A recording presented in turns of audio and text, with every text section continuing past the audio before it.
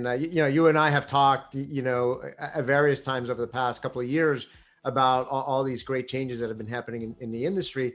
But obviously, Jim and Becker Logistics is already on that journey, and they've got a clearly defined destination where they want to head to.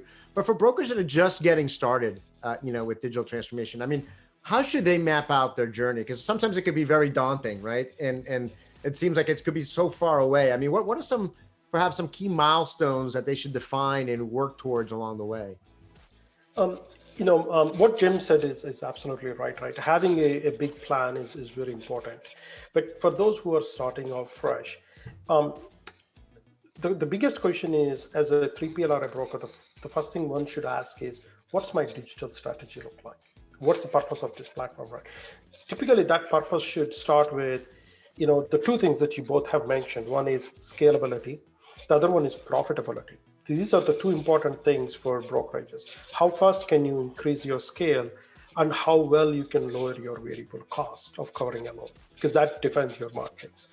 Then the third one, in one of the things that Jim said, I will connect to that point, is carriers, right?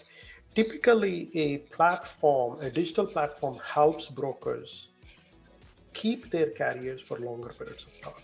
So they're getting more out of that capacity. So that solves the main purpose why brokers are in the space, right? So brokers and 3PLs, they're aggregating this capacity from the long tail of carriers, providing that to the shippers. Otherwise, shippers would have difficulty reaching out to this.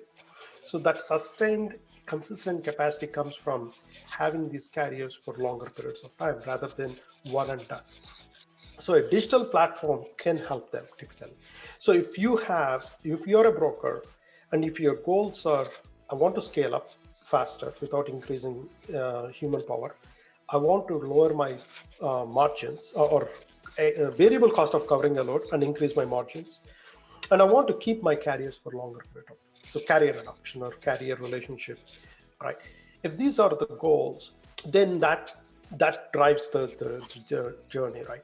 But like with every journey, it has to be done with dedication and one step at a time, rather than you're not going to go from not being a digital platform adopter to a fully adopted person overnight.